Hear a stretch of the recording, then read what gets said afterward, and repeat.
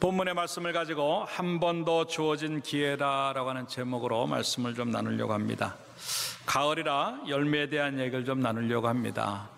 농부가 바라는 것이 바로 그런 거겠지요. 근데 이런 열매라고 하는 것은 가을에 그냥 생기는 게 아니고 갑자기 여기서 나타나는 게 아니고 봄과 여름의 시간들을 어떻게 보냈느냐에 따라서 열매가 달라지는 거예요.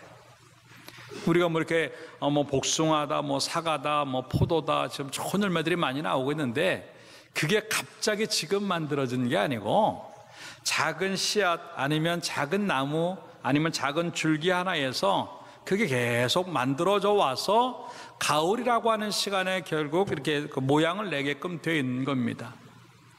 그렇기 때문에 열매가 어떤 정도가 되는가, 또 열매가 있느냐 없느냐는 내가 봄과 여름의 시간들을 어떻게 보내느냐에 따라서 달라지는 것이지요. 자연의 이치는 참 정직합니다. 한 대로 나오는 거예요. 이 때문에 어찌 보면 이러한 것들이 숨길 수도 없고 감출 수도 없고 바꿔치기 할 수 없는 너무 정확한 결과가 나오기 때문에 때로는 긴장할 수밖에 없고 때로는 쉽게 생각할 수 없는 것이 이 열매에 대한 이야기라고 하는 것입니다. 그것이 왜 이 하나의 무화과 나무에 대한 비유만 그렇게 써요. 우리 인생도 마찬가지고 우리 신앙도 마찬가지입니다. 어떤 신앙의 결과가 그냥 그렇게 갑자기 만들어지는 것이 아니라 오랜 세월 동안 그것들이 만들어져서 지금 오늘이라고 하는 시간에 그 결과가 나타나는 것이고, 그리고 지금이라고 하는 시간에 또 잘할 수 없다고 한다면 다음이라고 하는 시간에 가도 그렇게 큰 것들을 기대하기가 어렵다고 하는 것이 열매의 특징이에요. 그 이야기가 오늘 본문의 이야기로 나오고 있습니다. 그 포도원에다가 무화과 나무를 심었다라고 하는 것이지요. 3년 동안 그 나무에서 열매를 기대했지만 단 하나의 열매도 얻지 못합니다. 그럴 때 주인이 뭐라고 말을 하고 있냐면 뽑아 버리자라고 하는 거죠. 그럼에도 불구하고 가원지기가 올 한 해만 더 기회를 주신다면 잘해보겠습니다. 그래서 만약에 열매를 맺히면 좋거니와 그렇지 아니하면 그때 찍어버리셔도 되겠습니다라고 부탁을 하지요. 그럴 때 이 주인이 그렇게 하라고 얘기를 합니다.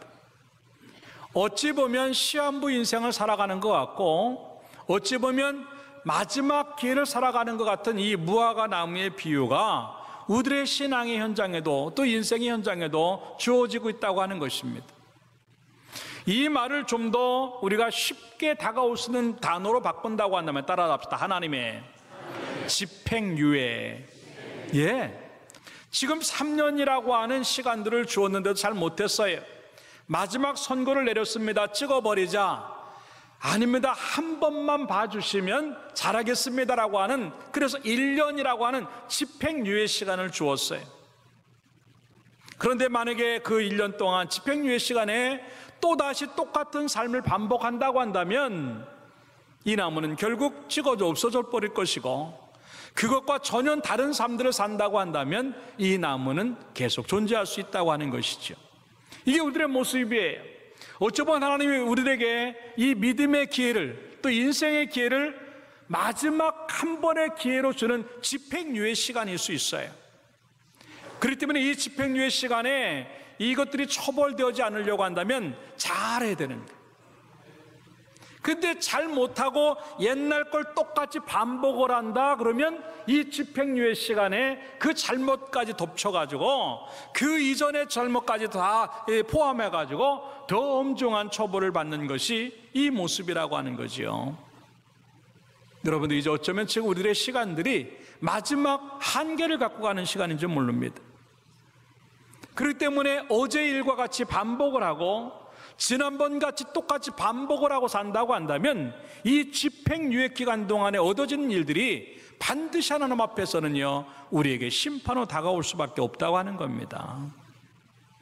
그렇기 때문에 우리에게 또 한 번 주어진 이 기회는 그냥 그렇게 살라고 주어진 기회가 아니고 열매 맺으라고 주어진 그런 기회라고 생각하고 더 잘 만들어지고 하나님에게 더 바르게 하라고 하는 또 한 번의 은혜의 기회라고 생각을 하고 잘 만들어져서 하나님 앞에 인정받고 우리의 존재가, 우리의 은혜와 축복이 오랫동안 유지되어지기를 주님의 이름으로 축원합니다.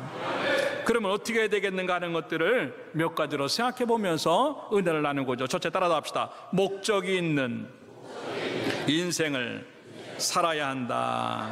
믿습니까? 6절의 말씀해 보니까 이에 비유로 말씀하실 때 한 사람이 포도원에 무화과 나무를 심은 것이 있더니 와서 그 열매를 구하였으나 얻지 못한지라 라고 말을 하면서 계속 6절부터 9절의 내용 속에 제일 많이 나오는 단어가 열매라고 하는 단어예요. 무화과 나무를 심은 목적이 있는 겁니다. 그건 바로 열매지요. 이런 무화과 나무는 말 그대로 꽃이 없는 나무다라고 하는, 그런 꽃이 없는 게 아니고 열매가 대부분의 그 나무들은 꽃이 핀 다음에 열매가 나오는데 이 무화과는 열매가 먼저 생기고 나서 꽃이 피어요. 그래서 항상 제일 먼저 발견할 수 있는 것이 바로 열매라고 하는 것입니다. 근데 이 무화과 나무를 심는 목적이 그거예요. 아, 내가 이 무화과 나무를 심어가지고 꽃을 한번 멋있게 봐야 되겠다. 아무 의미 없어요. 야, 이 무화과 나무가 잎이 풍성하니까 그걸 심으면 아주 멋있겠구나? 아닙니다. 이 무화과 나무를 심어가지고 멋지게 한번 장식품을 만들자? 아닙니다. 이 무화과 나무를 키워가지고 멋진 집안의 제목감을 한번 만들어보자? 그것도 아니에요. 무화과 나무를 잘 키워서 나중에 탁 베가지고 땔감으로 떼우자? 그것도 아니에요. 무화과 나무를 심은 유일한 목적은 열매라고 하는 거예요. 그래서 이 주인이 얼마나 잎이 무성한가 한번 보자, 꽃이 얼마나 예쁘게 폈는가 보자, 그것이 아니었고 열매를 구했다라고 하는 거예요. 이것이 목적이라고 하는 것입니다. 하나님이 무엇 때문에 우리 인생들을 만들었을까? 하나님 우리를 무엇 때문에 예수 믿게 하셨을까? 하나님 무엇 때문에 우리를 이 땅에 두셨을까? 그게 목적이라고 하는 겁니다.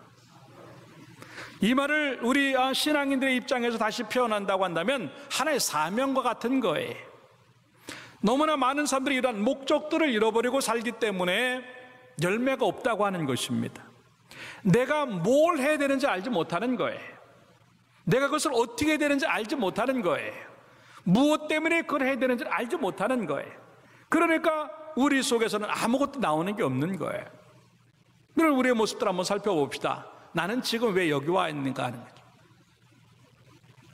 왜 이 시간에 이 예배를 지금 드려야만 하는가 하는 거예요. 너무나 많은 성도들이 목적이 없는 예배가 되고 있어요. 그냥 주일이니까 가야지라고 해요. 그냥 습관에 의해서 아무 생각 없이, 물론 목적을 갖고 나오는 분도 있지요. 하나님의 영광을 위해서, 그리고 우리가 하나님 앞에 섬김을 위해서, 헌신을 위해서, 그리고 은혜 받기 위해서, 정말 그런 목적들이 있다고 한다면 여러분 이 예배가 복될 줄로 믿습니다. 근데 왜 예배가 빈 거 가지고 가겠는가 하는 거죠.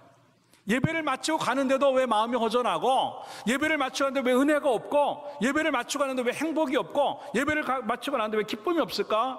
왜 내가 예배 드리는지 몰라서 그래요. 오늘 이 아침 예배가 여러분들의 그 목적을 찾는 예배가 되길 주님의 이름으로 축원합니다. 왜 성가대를 해야 되는가 하는 거죠. 목소리를 좋게 하려고, 뽐내려고, 그거 아니잖아요. 왜 이 성가들을 하면서 삶의 열매가 없고, 왜 성가를 부르면서도 은혜가 없고, 왜 성가를 부르면서도 찬양과 같은 삶이 안 주어지는가? 이 찬양의 목적이 없는 거예요. 성가대원이니까 그냥 가운을 앉아 있는 것, 그게 다가 아니거든요. 내가 왜 기도를 해야 되는가? 목적이 없는 거예요. 그래서 성경은 뭐라고 말합니까? 너희가 얻지 못함은 구하지 아니함 때문이고, 구하여도 얻지 못함은 잘못 구함이다 라고 하니, 목적이 없는 거예요. 왜 내가 기도를 하는지. 그래, 기도가 끝나도 응답이 없는 거예요. 결과가 없고 열매가 없는 거예요. 기도 끝나고도 확신이 없는 거예요. 기도 끝나고도 되겠구나라고 하는 생각이 없는 거예요. 그냥 내가 기도했다고 하는 것으로 만족한 거예요. 무화과 나무가 그런 거예요. 지금 그냥 꽃이 펴있고 잎이 무성하고 아직 살아있으니까 다행이다라고 하는 거예요. 아닙니다. 살아있는 것이 목적이 아니에요. 반드시 그 삶 속에는 열매가 주어져야 된다고 하는 거예요. 그 목적이 있는 인생이 되기를 주님의 이름으로 축원합니다. 그냥 예배 드리는 게 아니고, 그냥 찬양하는 게 아니고, 그냥 기도하고 사역하는 게 아니고, 그냥 예수 믿는 게 아니고, 그냥 먹고 사는 게 아니라 거기에는 반드시 하나님과 연결되어져 있는 어떤 목적들이 있어야만 내 삶의 결과가 주어질 수 있다고 하는 것을 의미하는 것인데, 여러분들 이 시간에 그러한 내 삶의 목적들이 회복되어져서 내가 예배하는 이유를 알고, 내가 찬양하고 기도하는 이유를 알고, 내가 예수 믿는 이유를 알고, 내가 살아있는 이유를 발견해서 그것들이 여러분의 삶에 좋은 결과가 나타나는 열매가 되기를 주님의 이름으로 축원합니다. 그런 목적들이 주어지지 않으니까 결과를 알지 못하고 아무 의미가 없는 허사가 되는 경우가 너무 많다고 하는 것이지요. 그걸 헛수고라고 하는 겁니다. 우리 인생들도 마찬가지고 신앙들도 마찬가지예요. 그러한 목적들이 없으니까 하고 나서도 헛수고가 되는 거예요. 하고 나서 내 마음속에 만족이 없고 했다고 하는 의식들이 없는 거고 그냥 가는 거예요. 이스라엘 백성들이 그랬어요. 그들의 목적은 하나님의 목적이었고 하나님의 목적은 가나안이었어요. 출애굽을 해서 가나안으로 가는 과정에 놓여 있습니다. 근데 그게 쉽지가 않잖아요. 과정이라고 하는 것은 항상 어려워요. 어찌 보면 내 마음대로 되는 게 있고 안 되는 게 있어요. 그래도 중요한 건 뭐냐면 목적을 이룰 때까지 가봐야 되는데 힘들다고 하는 이유 때문에 거기 다 포기되어지는. 그러니까 이스라엘 백성들은요, 가나안 땅이 목적이었는데도 불구하고 그것들을 보지 못하니까 이 현실이 너무 어려우니까 자꾸 애굽을 보는 거예요. 애굽은 그들의 목적과는 전혀 다른 방향이에요. 뿐만 아니에요, 현실만 보는 거예요. 목적은 미래지향적인데 현실에 그냥 갇혀가지고 아무것도 못 보는 거예요. 그냥 힘들다, 어렵다고 하는 것밖에 없는 거예요. 아니에요. 그 힘든 것 안에 하나님의 기적이 들어가 있고요, 그 힘든 것 안에 하나님의 공급하심이 있고요, 그 힘든 것 안에 하나님의 견딤이 있는 줄로 믿습니다.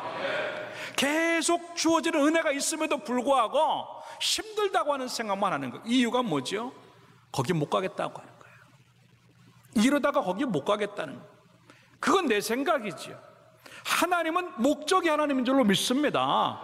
이루심의 하나님이고 약속을 성취하시는 하나님인 줄로 믿습니다. 그렇기 때문에 계속 우리는 거기를 보고 가야만 하는 거예요. 그게 바로 여호수아의 갈렙의 모습입니다. 어떠한 상황에서 흔들리지 않아요. 왜? 내가 머물 곳은 이 광야가 아니고, 내가 갈 곳은 애굽이 아니고, 내가 갈 곳은 가나안 땅이기 때문에 아직 거기에 가보지 않았다고 한다면 아무 말도 하지 말자는 거죠. 아직 그것을 이루지 않았다고 한다면 포기하지 말자는 거죠. 아직 그것을 내가 만들어내지 못했다고 한다면 다르게 가지 말자고 하는 거죠. 여러분들, 다시 한번 우리에게 목적이 가나안이 되기를 주님의 이름으로 축원합니다. 너무나 많이 우리는 그 목적들을 놓치기 때문에 교회 생활이 이상하게 돼요. 내가 왜 예수를 믿어야 되는지, 내가 왜 예배를 드려야 되는지, 내가 왜 사역을 해야 되는지, 내가 왜 헌금을 해야 되는지, 내가 왜 전도를 해야 되는지, 내가 왜 성경을 읽고 성경을 또 봐야 하는지. 그래서 존 맥스웰 목사님은 그런 얘기를 하는 겁니다. 성공과 실패가 이렇게 큰 차이가 나는 것이 아니라고 하는 거예요. 성공하는 사람들은 그 삶에 목적이 있고 비전이 있지만, 실패하는 사람들은 현재만 보고 지금만 가지고 살기 때문에 주어지는 결과라고 하는 거죠. 예, 맞아요. 지금 현재의 삶들은요, 아직 이루어지지 않은 삶인데 그냥 그 삶에 급급하다 보니까 열매를 맺어야 된다고 하는 의식조차도 잊어버리고 사는 그런 모습들이 너무 많다고 하는 것입니다.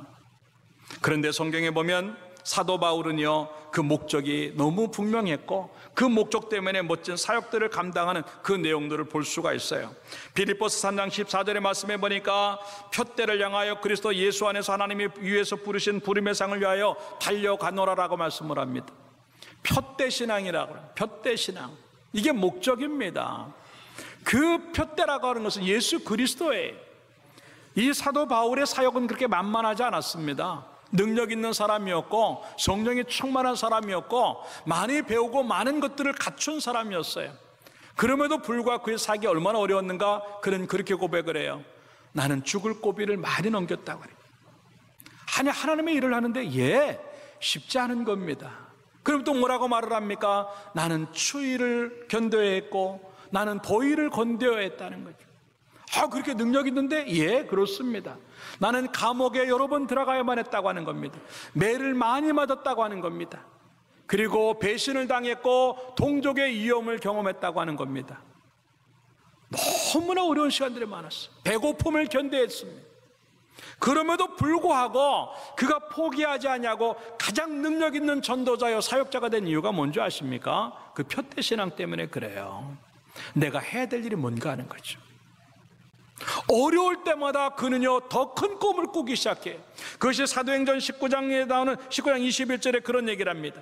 이 일이 있은 후에 바울이 마게도냐와 아가야를 거쳐 예루살렘에 가기로 작정하여 이르되 내가 거기 갔다가 따라잡시다. 후에 로마도 보아야 하리라. 다들요 예루살렘에 가면 죽으니까 가지 말라고 말합니다. 그러나 사도 바울은요 죽음이 문제가 아니었어요. 죽음을 뛰어넘을 수 있는, 죽음을 초월할 수 있는 그것이 있는데 그것이 바로 복음 증거의 사명이었어요. 그 죽음을 뛰어넘을 만한 그 놀라운 무언가가 있었는데 그것이 그의 목적이었어요. 그의 목적은 오직 하나, 이후에 로마도 봐야 되겠다고 하는 겁니다. 그 로마를 보기 위해서 내가 예루살렘으로 먼저 들어가는 거예요. 그런데요 사도 바울은요 정상적인 방법으로 로마에 가지 못해요. 예루살렘에서 체포를 당합니다. 그래가지고 거기서 재판을 당하는데 로마의 시민권을 갖고 있는 사람이라 로마에 가서 재판을 받게 되어졌어요. 그래가지고 죄인의 몸으로 배를 타고 로마로 이송되어집니다. 어찌 보면 죽었구나 끝났구나 생각할 수 있는 그런 상황이에요. 그럼에도 불구하고 하나님의 역사는 그렇지 않아요. 로마도 보아야 되겠다고 하는 그 바울에게 비록 죄인의 몸으로 쇠사슬에 묶여서 로마에 들어갔지만 그 로마에 들어가서 이 재판을 받는 그 기간 중에 얼마나 많은 하나님의 역사가 일어났는지 많은 영혼들을 구원했고, 그리고 비록 순교했지만 이 사도 바울이 순교한 이후에 얼마 되지 않아서 로마의 국교가 기독교가 된 줄로 믿습니다. 이것이 꿈이에요. 이것이 목적이에요. 이것이 비전이에요. 이게 사명이에요. 비록 어렵고 힘들지만 목적이 있는 사람들은요 그걸 초월하는 거예요. 더 큰 꿈이 뭐 없을까? 더 큰 목적을 세울 게 뭐 없을까? 왜? 하나님 안에서 이것을 사명으로 느끼기 때문에 주어지는 결과라고 하는 것이지요. 그러한 결과로 인해서 하나님은 그냥 계시지 아니하고 그에게 반드시 그 목적에 부합할 만한 이 열매와 결과를 허락하셨다고 하는 것인데, 사랑하는 여러분들이요 그냥 인생을 살지 마십시오. 목적이 있길 바랍니다. 사랑하는 여러분들, 교회에 나오지 마십시오. 그냥 교회에 나오지 마십시오. 오늘 예배당 목적을 가지고 나오기 바랍니다. 사랑하는 여러분들, 그냥 찬송하지 마십시오. 그냥 기도하지 마세요. 여러분들에게 나오는 결과는 아무것도 없습니다. 예수를 그렇게 오래 믿었는데도 불구하고 그러한 결과가 없다고 하는 것은 내가 목적 없이 찬양했고, 목적 없이 성경 보고, 목적 없이 예배드리고, 목적 없이 사역했다고 하는 결과들이에요. 그러나 다시 한번 우리 속에 그 목적이 있는, 내가 무엇을 하든지, 사도 바울의 고백처럼 이제 고린도전서 10장 31절에 그런 얘기를 해요. 따라합시다. 너희가 먹든지 마시든지 무엇을 하든지 다 하나님의 영광을 위하여 하라. 믿습니까? 내가 무엇을 하든지 내 인생의 목적은 하나님의 영광이야. 내가 영적인 일을 하든 육적인 일을 하든 상관하지 아니하고 내 모든 일들은 하나님과 연결되어져 있고, 그리고 그 일이 하나님을 드러내는 일이 되어야 되겠다고 하는 그러한 확신을 가지고, 그러한 믿음 가지고 하나님의 영광을 위한 목적으로 살아감으로 말미암아 그 목적이 여러분들에게 열매로 나타나고 여러분들에게 결과로 나타나기를 주님의 이름으로 축원합니다. 결국 열매 없음은 아무 의미 없는 인생이 되고 마는 거예요. 마태복음 21장에 보면 예수님께서 그 나사렛 집을 향하는 그 장면이 나오고 있어요. 그런데 너무나 시장하셔가지고 무화과 열매를 좀 이렇게 먹으려고 생각을 했습니다. 그런데 그 나무에 열매가 없었어요. 잎이 무성했다 그랬어. 그럴 때 주님은 뭐라고 말하면 마태복음 21장 19절입니다. 길가에서 한 무화과 나무를 보시고 그리로 가서 잎사귀밖에 아무것도 찾지 못하시고 나무에게 이르시되 이제부터 영원토록 내가 열매를 맺지 못하리라 하시니 무화과 나무가 곧 마른지라 그랬습니다. 여러분들, 우리들의 인생들이 얼마나 많이 인만 무성했는지 몰라요. 예배는 참 많았어. 그런데 열매가 있는 예배가 없는 거예요. 찬양은 참 많았어. 근데 열매가 있는 찬양이 없는 거예요. 사역은 참 많았어요. 근데 왜 안 되는가? 열매가 없는 사역이었어요. 잎은 무성해요. 기도가 참 많았습니다. 잎은 무성했어요. 근데 왜 응답이 없고 결과가 없는가? 열매가 없기 때문에 그래요. 여러분들, 오래 믿었다고 하는 것이, 많은 일들을 했다고 하는 것이 그렇게 의미가 있지 않아요. 목적 있는 그것만 열매가 있을 수 있다고 하는, 나는 이것이 하나님의 영광이 되어야 되고 나는 이것이 내 삶의 목적이 된다고 하는, 이것이 내가 열매를 맺어야 된다고 하는 다부진 어떠한 목표가 주어질 때 우리 가운데 그것들이 주어질 수 있다고 하는 것들을 생각하고, 잎만 무성하고 꽃만 예쁘게 보이는 믿음이 아니라, 비록 그런 것들이 다 없어진다 할지라도 단 한 개의 열매라도 맺기 위해서 몸부림치는 그러한 시간들이 만들어지기를 주님의 이름으로 축원합니다. 그것 때문에 또 한 번의 기회가 주어진 거예요. 한 해 더 여러분들의 인생에, 신앙의 연수에 1년을 더하라고 1년을 주신 게 아니고, 그렇게 집행유예를 주신 이유가 열매 맺으라고 주신 하나님의 또 한 번의 은총이고 기회라고 생각하고, 그 시간이 얼마나 될지는 알 수 없으나 열매 맺는 여러분의 모습들이 만들어져서 여러분의 인생이 더 오래 존재의 가치가 있는 그런 모습들이 만들어지기를 주님의 이름으로 축원합니다.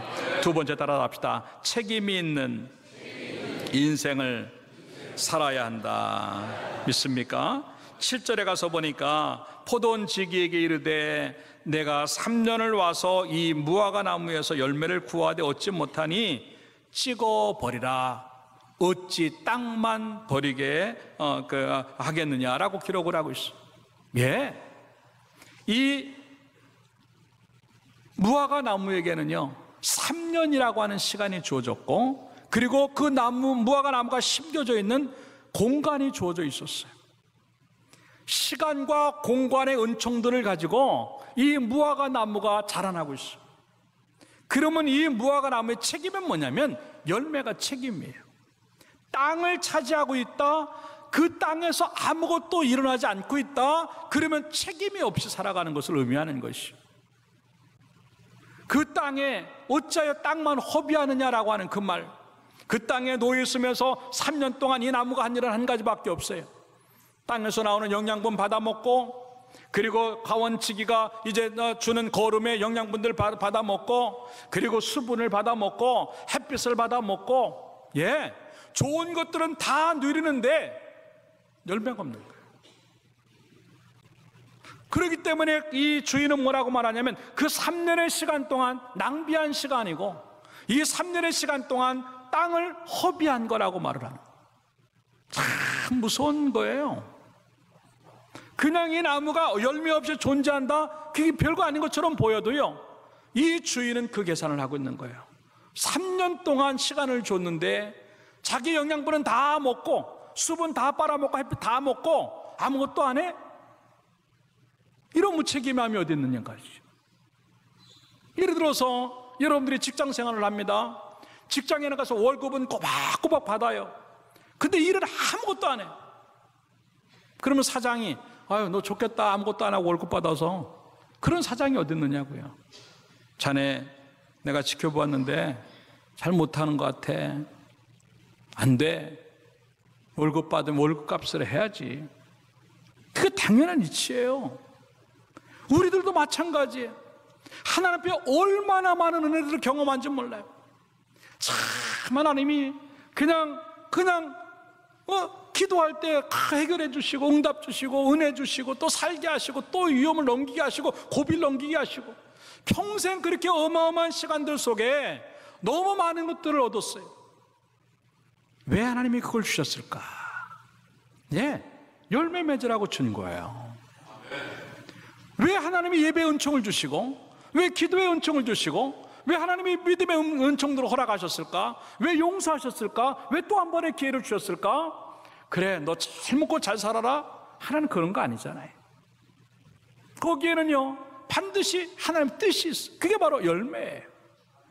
만약에 그런 열매를 맺지 않으면, 야, 너 내가 준 은총들 가지고, 내가 준 그런 은혜와 내가 준 해결 갖고, 내가 준 응답 가지고 그래 잘 먹고 잘 살기만 하고, 그게 뭐냐? 시간 3년 아니라 30년의 시간을 낭비하는 사람도 있고요. 공간, 요만큼의 공간이 아니에요. 차라리 그걸 빼버리고 다른 사람이 들어오면 얼마나 좋겠는가 하는 거죠. 그래서 바리새인들 보고 하는 얘기가 그거예요. 왜 천국 문을 가로막고 앉아가지고 자기도 못 들어가고 남도 못 들어가게 만드는가 하는 거죠. 우리가 이 자리에 없었다고 한다면 더 좋은 사람이 그 일을 했을 텐데, 내가 그 일에 앉아 있음으로 말미암아 나도 못하고 다른 사람들도 못하게 만들었다면 주인의 입장에서는요, 손해라고 하는 거죠. 그렇기 때문에 나에게 그러한 시간이 주어지고 그러한 공간이 주어졌다고 하는 것은요, 책임감을 가지라고 하는 의미입니다. 여러분들이 이제 다른 책임보다도 하나님이 우리에게 주신 그 모든 은총에 대한 책임을 져야 될 시간이 온 줄로 믿고, 책임을 지는 사람 되길 주님의 이름으로 축원합니다. 인생이 다 그래요. 나를 왜 부모로 만드셨을까? 예, 엄마 아버지 노릇 잘하라고 하는 책임자로 주신 거예요. 요즘 그러한 책임들이 없으니까 아이들을 쉽게 버리고 이혼하고 여러 가지 가정이 깨지고 아픔들이 있고 그런 거예요. 또 그러한 책임들이 없으니까 자식들이 부모를 버리고 부모 안 보고 자기 멋대로 살아가는 거예요. 너무나 그런 책임들이 없으니까 직장에서도 함부로 하고 사업도 안 되는 거예요. 가정 안에서도 무책임하고 교회 안에서도 무책임하고 국민으로서의 삶도 무책임하고, 이런 책임감이 없는 인생들을 살아가다 보니까 전부 다 남의 잘못이 핑계대는 거죠. 조금만 뭐하면 나는 잘하려고 하는데 당신 때문에 못 살게, 당신 때문에. 예, 나 때문에 그 상대가 못 살 수도 있어요. 이게 자기 책임을 지는 사람들의 모습이에요. 나 때문에 문제가 뭘까? 그 생각하는 거예요. 나 때문에.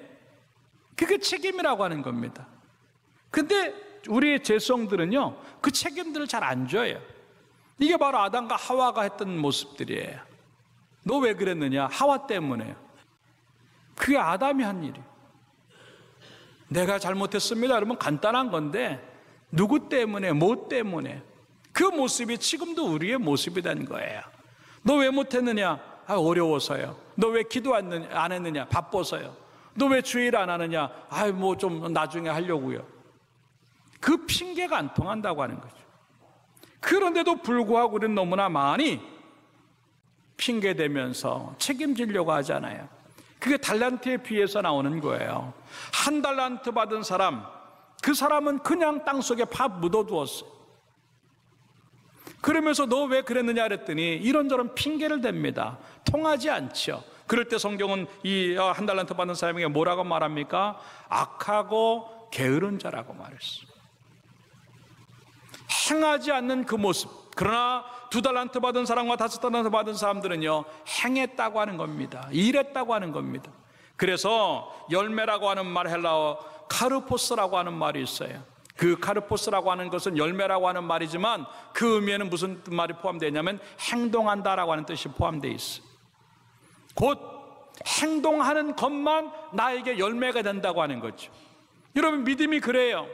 그냥 생각만 하는 것이, 그냥 어떤 그 계산만 하는 것이, 결단만 하는 것이 우리의 믿음을 만들어내는 것이 아니고 행동하는 것이 우리의 믿음을 만들어내는 것인데, 여러분들 그게 책임이라고 하는 겁니다.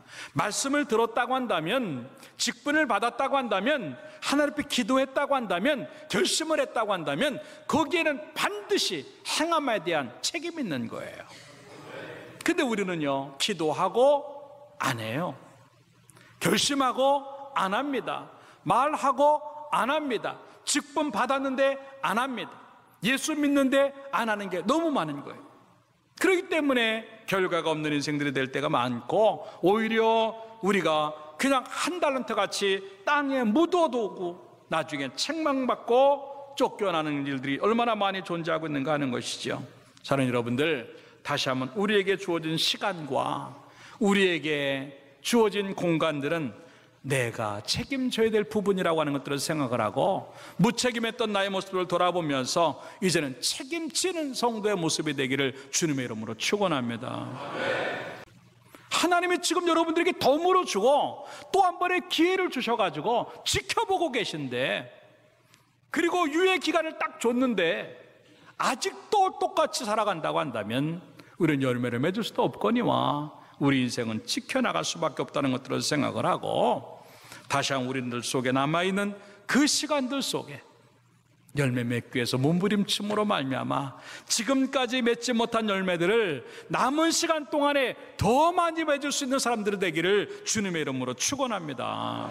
그래서 로마서 14장 10절의 말씀에 보니까 따라잡시다. 우리가 다 하나님의 심판대 앞에 서리라. 예? 하나님의 심판대 앞에 서는 거예요. 그러면서 뭐라고 말하냐면 12절에 따라잡시다. 이러므로 우리 각 사람이 자기 일을 하나님께 직고하리라. 예, 내 스스로가 얘기해. 하나님, 내가 잘못했습니다. 이게 문제였습니다. 예, 하나님이 다 하시기 때문에 변명도 안 통하고 거짓말도 안 통한다고 하는 거죠. 그렇게 지켜보시는 하나님 앞에 내가 이 순간을 함부로 보내? 그러면 결과가 우리에게는 참혹할 수밖에 없고, 그러나 하나님이 보신다는 생각에 이 순간순간을 몸부림치고 갈 수 있다고 한다면 멋진 열매로 되어져서 하나님이 그 모든 집행유예를 없애주시고 또다시 더 많은 시간과 더 많은 공간들을 허락하셔서 더 많은 열매를 맺도록 은혜 주신 줄로 믿고, 마지막 순간에 놓여져 있는 우리들 최선을 다해서 열매 맺기를 주님의 이름으로 축원합니다. 결론적으로 말씀을 드리겠습니다. 하나님은요, 참 좋으신 하나님이에요. 계속 속고 또 속으시면서 우리에게 베푸시는 은혜 중에 하나가 뭐냐면 또 한 번의 기회를 주시는 거예요. 하나님, 이번 한 번만 봐주시면 잘할게요. 이번 한 번만 살려주시면 잘할게요. 평생 동안 속고 또 속으시던 하나님인데, 그랬는데도 또다시 우리들에게 그래, 한 번 더 줄게, 그 기회를. 그래서 우리가 지금 사는 겁니다.